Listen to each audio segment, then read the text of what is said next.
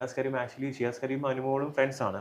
അവർ തമാശയ്ക്ക് പറഞ്ഞത്. പക്ഷേ ഷിയാസ് കരീം പറഞ്ഞൊരു കാര്യം എന്ന് വെച്ച് കഴിഞ്ഞാൽ അത് ലൈക്ക് എന്താ പറയുക, വേണമെന്ന് വെച്ച് ബിജെപിന്ന് ചോദിച്ച മനഃപൂർവ്വം ചോദിച്ചാണെന്ന് പറഞ്ഞു. ആക്ച്വലി അനുമോൾ അത് കഴിക്കുന്നില്ല എന്ന് പറയുന്നു. അതിനിടയ്ക്ക് ബിജെപി ആണോ എന്ന് ചോദിച്ചത് അത് ആക്സിഡൻ്റലി അല്ല മനഃപൂർവ്വം ആണെന്നുള്ളത് പുള്ളിക്കാരൻ ഒരു വീഡിയോയിൽ പറയുന്നുണ്ടായിരുന്നു. അപ്പം അത് വേണ്ടിയിരുന്നില്ല എന്ന് എനിക്ക് തോന്നി. മനസ്സിലായില്ലേ? ഇപ്പം അത് പറഞ്ഞത് കാരണം ഇത്ര ഒരു നാഷണൽ ഇഷ്യൂവിൽ വരെ എന്ത് ചെയ്തു, എന്തൊക്കെയോ പറഞ്ഞിങ്ങനെ പോകുന്നത് കണ്ടു. അത് ഒരു അൺവാണ്ടഡ് ആയിട്ടുള്ള ഒരു കാര്യമായിട്ട് എനിക്ക് തോന്നി. അൺവോണ്ടഡ് ആയിട്ട് തന്നെയാണ് ഇപ്പൊ നീ ഇത് പറഞ്ഞിട്ടുള്ളത്. അതായത് ബി ജെ പിയുടെ പേര് പറഞ്ഞാൽ ഇപ്പൊ എന്താ കുഴപ്പമുള്ളത്? ഒരു കുഴപ്പമില്ല. ബി ജെ പിയുടെ പേര് പറഞ്ഞുകൊണ്ടേയിരിക്കും, ഒരു കുഴപ്പമില്ല. എന്തുവാടെ പറഞ്ഞുകൊണ്ടിരിക്കുന്നത്? ബീഫിനോട് ചേർത്ത് ബി ജെ പി പറഞ്ഞുകൊണ്ട് എന്താ ഇപ്പൊ കുഴപ്പമുള്ളേ? നോർത്ത് ഇന്ത്യയിൽ പലതും കാണുന്നില്ല എന്റെ പൊന്നും മോനെ. നീ എന്തായാലും നല്ല സ്ഥലത്ത് വന്നിട്ടാ പെട്ടിട്ടുള്ളത്. ബാക്കി കേക്കാം എന്റെ പൊന്നെ. ബ്രോ ബീഫ് കഴിക്കുന്ന ഒരാളാണ്. ഇപ്പം ഞാൻ എന്ത് കഴിക്കണം എന്ത് കഴിച്ചുകൂടാ എന്നുള്ള എൻ്റെ വ്യക്തിപരമായിട്ടുള്ള കാര്യമാണ്. അതിപ്പോൾ എനിക്ക് പബ്ലിക്കലി പറയേണ്ട ഒരു കാര്യമില്ല. മനസ്സിലായില്ല? അതൊക്കെ ബ്രോ ഇപ്പോൾ എന്ത് കഴിക്കുന്നു എന്ന് ചോദിച്ചു കഴിഞ്ഞാൽ ഞാൻ ചോദിക്കേണ്ട കാര്യമുണ്ടോ? നമുക്ക് എല്ലാവരും വ്യക്തിപരമായിട്ട് ഇഷ്ടങ്ങളുണ്ടാവത്തില്ല.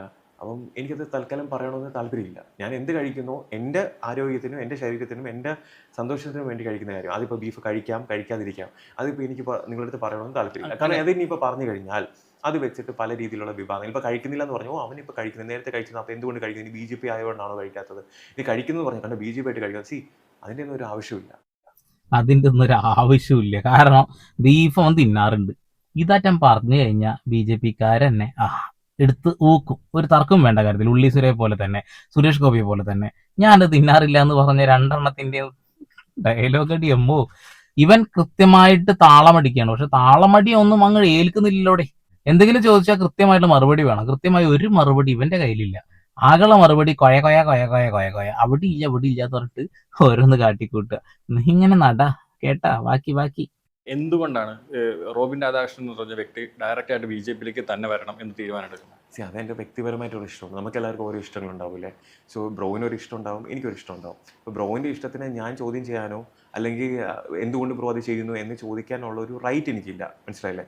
അതേപോലെ നമുക്ക് എല്ലാവർക്കും പേഴ്സണൽ ആയിട്ടുള്ള ചോയ്സ് ഉണ്ട്. അപ്പോൾ എൻ്റെ വ്യക്തിപരമായിട്ടുള്ള ചോയ്സ് ആയിരുന്നു എനിക്ക് ബി ജെ പിയിലേക്ക് വരണം. അത് സന്തോഷമായി. കറക്റ്റ് ഉത്തരം പറയാ പറ്റുന്നില്ല. ഉത്തരം പറഞ്ഞാൽ പൊട്ടത്തരാവുന്ന ഉറപ്പുണ്ട്. അപ്പൊ പിന്നെ തിരിഞ്ഞു കളിക്കുക. ഇവനോട് കൃത്യമായിട്ട് ചോദിച്ചാൽ ഒരു ചോദ്യത്തിനും മറുപടി ഇവന്റെ ഉണ്ടാവില്ല. ഇവൻ കിടന്ന് കൊയാന്ന് പറഞ്ഞുകൊണ്ടിരിക്കുക. ഇനി ഇവൻ എന്തുകൊണ്ടത് ഇഷ്ടപ്പെട്ടെന്ന് എവിടെയൊക്കെ തട്ടിക്കാതെ പറയുന്നുണ്ട്. അത് കേൾക്കാം. അല്ലെങ്കിൽ നമ്മുടെ രാജ്യം ഭരിച്ചിരുന്ന ഭരിക്കുന്ന പാർട്ടി, അതായത് ഞാൻ എപ്പോഴും പറയുന്നുണ്ട് എൻ്റെ ഇൻസ്പിറേഷൻ ആയിട്ടുള്ള ശ്രീ നരേന്ദ്രമോദിജീൻ്റെ അല്ലെങ്കിൽ പുള്ളിക്കാരൻ കാരണമാണ് ഞാൻ ഈ ഒരു പാർട്ടിയിലേക്ക് വരാനുള്ള മെയിൻ റീസൺ. ഞാൻ എപ്പോഴും പറയാറുണ്ട്, റീസൺലി എനിക്കത് പുള്ളിക്കാരൻ നേരിട്ട് കാണാനും ഉള്ളൊരു ഭാഗ്യം കിട്ടി. നിനക്ക് ആകെ ഒരു ലക്ഷ്യമുള്ളൂ, നീ അഖിൽമാരാറിനെ പോലെ തന്നെ ഫേമസ് ആവുക എന്നുള്ളത്. അത് ഏത് വിധേനയും നീ ചെയ്യുമെന്ന് കൃത്യമായിട്ട് നീ തന്നെ പറയുന്ന ശബ്ദ സന്ദേശമല്ല, വീഡിയോ തന്നെ കിടക്കുന്നുണ്ട്. അന്ന് മെയിൻ സ്ട്രീമിൽ ഇങ്ങനെ നിലനിൽക്കാൻ വേണ്ടി മാത്രമാണ് ആ പൊട്ടത്തരങ്ങൾ കാട്ടിക്കൂട്ടിയതെന്നും പിന്നെ ഷാലു പെയ്യാടൊക്കെ കുറെ കഥകൾ പറയുന്നത് ഇപ്പൊ എനിക്ക് ശരിക്ക് തോന്നുന്നുണ്ട് ഫേമസ് ആവാൻ വേണ്ടിയിട്ട് കാണിച്ചു കൂട്ടിയ കോപ്രായത്തരങ്ങൾ എന്തൊക്കെയാണെന്നുള്ളത് നീ ബി ജെ പിയിലേക്ക് അങ്ങ് പോയി വീണപ്പോഴും വ്യക്തമായി മനസ്സിലായിട്ടുണ്ട് എന്നുള്ളതാണ്. നരേന്ദ്രമോദിയെ ഭയങ്കര ഇൻസ്പയർ ആയി എന്നാ പറയുന്നത്. എന്താണ് 2002 ഗുജറാത്ത് അതൊക്കെയാണോ ഇഷ്ടപ്പെട്ടിട്ടുള്ളത്? എടാ ഇത്രയും നാളായിട്ട് ഏത് മാധ്യമത്തിന്റെ മുന്നിൽ വന്നിട്ടാണ് സംസാരിച്ചിട്ടുള്ള നരേന്ദ്രമോദി? നിനക്ക് പിന്നെ എങ്ങനെയാണ് ഇഷ്ടപ്പെടുന്നത്? ഈ നോട്ട് നിരോധനം ഭയങ്കര ഇഷ്ടപ്പെട്ടിട്ടുണ്ടാവൂലേ? എല്ലാവരും അക്കൗണ്ടിലേക്കും 15 ലക്ഷം റുപ്യ അല്ലെ, 50 റുപ്യക്ക് പെട്രോള് ഒക്കെ ഇഷ്ടപ്പെട്ടിട്ടുണ്ടാവും. 400 റുപ്യ ഉണ്ടായിരുന്ന ഗ്യാസിന്റെ വില 1000 കടത്തിയത് ഇഷ്ടപ്പെട്ടിട്ടാവും. അടിപൊളിയാ. ഇതെങ്ങനെയാണ് ഇവർക്ക് ഇത് പറയാൻ തോന്നുന്നത്? ഒരു പിടുത്തം കിട്ടുന്നില്ല. നമ്മളെ സമ്പദ് വ്യവസ്ഥയെ തന്നെ ആകെ താറുമാറാക്കി വെച്ചിരിക്കുക. ഹിന്ദു മുസൽമാൻ ക്രൈസ്തവൻ തമ്മിൽ ഒരു ഐക്യം ഇല്ലാതെ ആക്കാൻ വേണ്ടി കഷ്ടപ്പെട്ടുകൊണ്ടിരിക്കുക, ഹിന്ദു രാജ്യമാക്കാൻ വേണ്ടിയിട്ട്. അങ്ങ് നോർത്ത് ഇന്ത്യയിലൊക്കെ ജാതി പറഞ്ഞ് മതം പറഞ്ഞുകൊണ്ട് തമ്മി തല്ലിക്കൊണ്ടിരിക്കുക.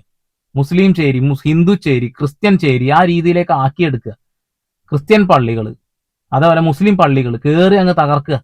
അവരുടെ ആഘോഷങ്ങളൊക്കെ തകർത്തുകൊണ്ടിരിക്കുക. ഇതിനൊക്കെ കണ്ണും കെട്ടിയിട്ട് ഇങ്ങനെ ചെയ്തോളൂ എന്ന് മൗനസമ്മതം കൊടുക്കുക. ബാബു ബജറാങ്കിക്ക് അങ്ങ് വിട്ടുകൊടുക്കുക, നീ എന്ത് വേണമെങ്കിലും അഴിഞ്ഞടിക്കുമെന്ന് പറഞ്ഞിട്ട്. ഒക്കെ പുറത്തു വന്നതല്ലേ. ഇതൊക്കെ കണ്ടിട്ട് നിനക്കൊക്കെ ഇൻസ്പയർ ആവാൻ തോന്നുന്നുണ്ടെങ്കിൽ, ഇത്ര വിദ്യാഭ്യാസം ഉണ്ടായിട്ട് നിനക്ക് തോന്നുന്നുണ്ടെന്നുണ്ടെങ്കിൽ എന്ത് പറയാനാ? മാങ്ങയുള്ള മാവിലെ എന്ത് ചെയ്യത്തുള്ളൂ, ആൾക്കാർക്ക് കല്ലറിയത്തുള്ളൂ. അത്രയും ഒരു സ്ട്രോങ് ആയിട്ടുള്ള ഒരു എന്താ പറയുക, അയൺ ലേഡി, ബി ജെ പിയുടെ ഒരു അയൺ ലേഡി എന്നുള്ളൊരു വ്യക്തിനെ പർപ്പസ്ലി ടാർഗറ്റ് ചെയ്താണെന്ന് എല്ലാവർക്കും അറിയാം. പർപ്പസ്ലി ടാർഗറ്റിന്റെ കാര്യമൊന്നുമില്ല. 25 ലക്ഷം റുപ്യ 1 കോടി എന്നിട്ട് തന്നോളി. എന്തപ്പോ ഞാൻ നാട് സേവിക്കാമെന്നല്ല, എനിക്കും വേണം കൈ എന്ന് പറഞ്ഞ ആളല്ലേ ശോഭ സുരേന്ദ്രൻ. അതൊന്നും ഞങ്ങളെ കൊണ്ട് പറയിപ്പിക്കല എന്റെ പൊന്നു മോനെ. മാങ്ങ ഉള്ള മാവിന്റെ മുകളിൽ ആളുകൾ കല്ലെറിയും. സംഭവം ശരിയാ. മാങ്ങ ഇല്ലടേ കല്ലെറിയാൻ. അവര് തന്നെ സ്വന്തം കുഴി തോണ്ടി വെച്ചതാ. അതിലേക്ക് കുറച്ച് മാധ്യമപ്രവർത്തകർ വന്ന് വീണു, അവരത് കൊത്തിപ്പൊക്കി പുറത്തിട്ടു, അത്രേ ഉള്ളൂ. പക്ഷേ ഇവിടെ ആരും പെർഫെക്റ്റ് ഒന്നും അല്ല. നോ വൺ, ഒരു പാർട്ടിയിലുള്ള ഒരു മനുഷ്യനും പെർഫെക്റ്റ് അല്ല. നീയും പെർഫെക്റ്റ് അല്ല. BJP എത്തിപ്പെട്ടിട്ടുണ്ടല്ലോ, സ്വന്തമായിട്ട് ആദ്യം തന്നെ പറയാണ്, അതൊരു മുൻകൂർ ജാമ്യം എടുക്കുകയാണ്, ആരും പെർഫെക്റ്റ് അല്ല എന്നുള്ളത്. അതെന്തായാലും നല്ലൊരു തോട്ടാണ് കേട്ടോ, അത് നല്ല തോട്ടാ.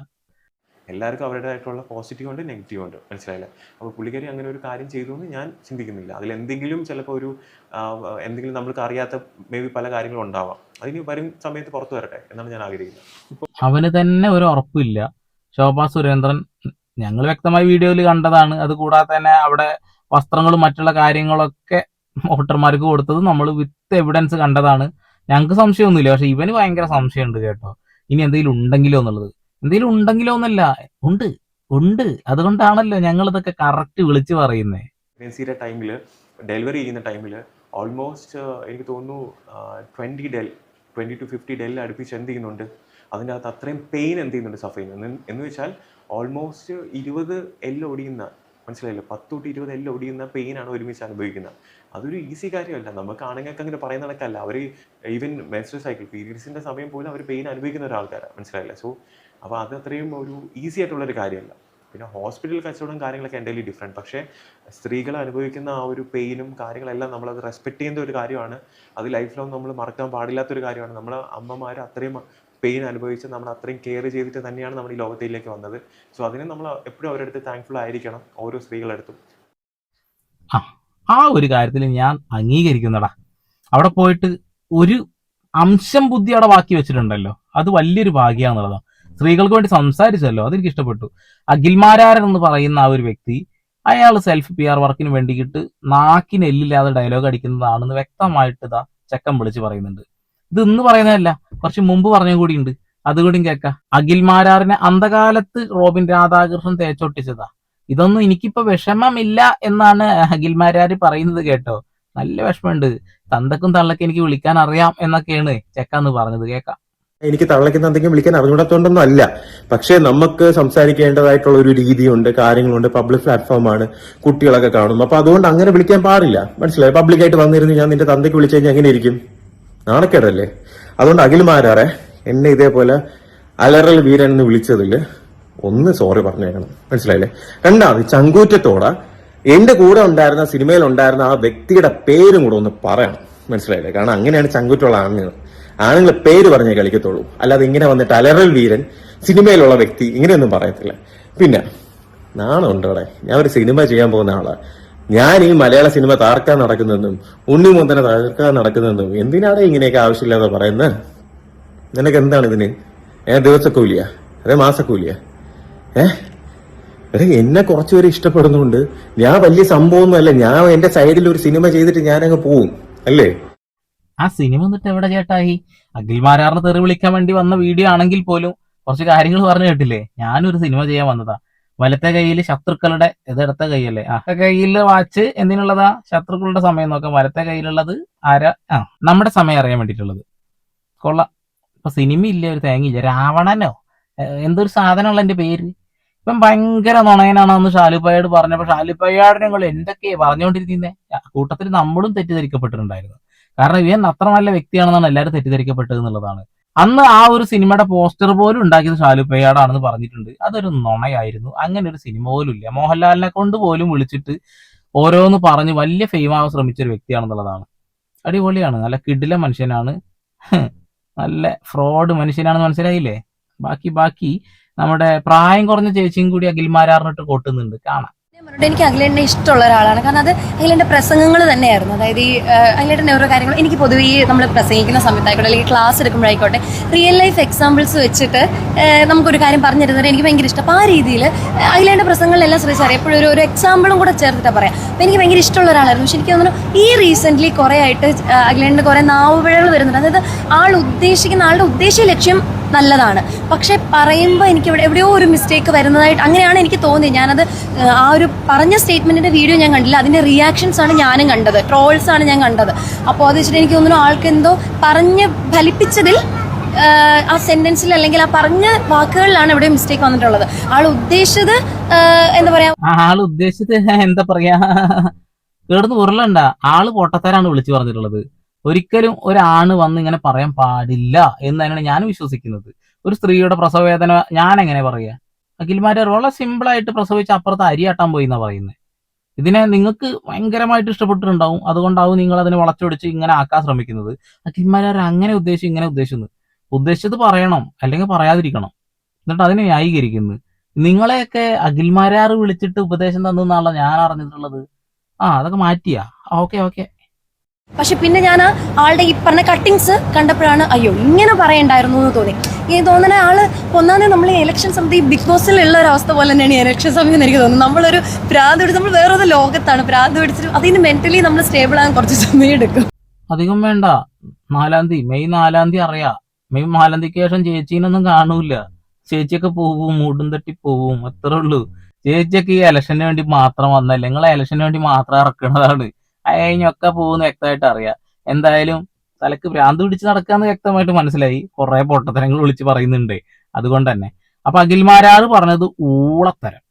അത് രണ്ടുപേർക്കും പറയണമെന്ന് ആഗ്രഹമുണ്ട്, പക്ഷെ ഫുള്ളായിട്ട് പറയാൻ പറ്റുന്നില്ല.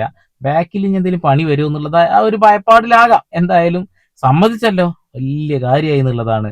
പിന്നെ റോബിൻ രാധാകൃഷ്ണൻ, എന്റെ പൊന്നു ബ്രോ, എന്തിനാടാ ചാണകക്കുഴിയിലൊക്കെ പോയി വീണേ? ഉള്ള വില മൊത്തം കളഞ്ഞു. ഒരു മനുഷ്യന്മാര് പോലും ഇപ്പൊ തിരിഞ്ഞു നോക്കാതായില്ലേ? കൊള്ളാം. അപ്പൊ നിങ്ങളുടെ അഭിപ്രായം രേഖപ്പെടുത്തിക്കോളിട്ടാ. ഞാൻ പോട്ടെ. രാത്രി 2:20 സമയം. 2:20. കറണ്ടില്ല. എന്താ ചെയ്യാ? എവിടെ ട്രാൻസ്ഫോമർ പോയി എന്നൊക്കെ പറയുന്നുണ്ട്. അപ്പൊ വീണ്ടും വരെ പുതിയ വാർത്താ വിശേഷങ്ങളും അതിൽ സന്ദീപ് പോൾ സൈനിങ് ഓഫ്.